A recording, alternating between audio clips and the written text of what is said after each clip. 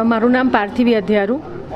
મને ભાષા એટલે ગુજરાતી ભાષામાં લખવું ખૂબ ગમે છે, એટલે મારા પુસ્તકો હું થોડા વખતે મારા પુસ્તકો આવતા જ રહે છે. કોઈને કોઈ વિષય મને જડે અને હું પુસ્તકો બહાર પાડતી રહું. આ વખતે 2 પુસ્તકો જે છે એના વિષય છે જીવેમ શરદઃ શતમ, એક પુસ્તકનું નામ, અને બીજું પુસ્તક છે અમદાવાદ.com. અમદાવાદના અનેરા લોકો કે જેમની પાસેથી આપણે એવી પ્રેરણા લઈ શકીએ છીએ કે આપણી પાસે જ્યારે પણ જીવનમાં સંઘર્ષનો ટાઈમ આવે, હતાશાનો ટાઈમ આવે, તો એવા પ્રેરણારૂપ લોકો છે કે આપણે એમની પાસેથી એક હિંમત લઈ શકીએ કે આવા સમયમાં તમે કેવી રીતે બહાર સ્વસ્થતાપૂર્વક નીકળી શકો છો. અને બીજું પુસ્તક છે જીવેમ શરદઃ શતમ, જેમાં 80થી ઉપરના એવા લોકોની વાત છે કે જેઓ આટલી ઉંમરે પણ સ્વસ્થ જીવન જીવે છે, યુવાનોને શરમાવે ને એવું જીવન જીવે છે.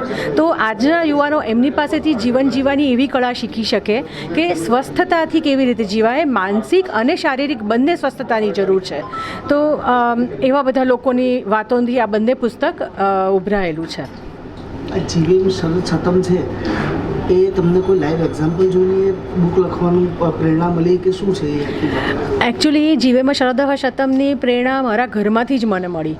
મારા પેરેન્ટ્સ એટલે મારા મમ્મી પપ્પા, મારા સાસુ સસરા બધા, કે જે લોકો સવારથી એ લોકો એવી રીતે એક્ટિવલી કામ કરતા હોય કે તમને એવું લાગે કે આ લોકો આ ઉંમરે પણ આટલું સ્વસ્થ જીવન જીવે છે. જેમ કે મારી મમ્મી છે તો એ આજે પણ શ્રીમદ ભાગવતના ક્લાસીસ લે છે અને 80ને ટચ થશે.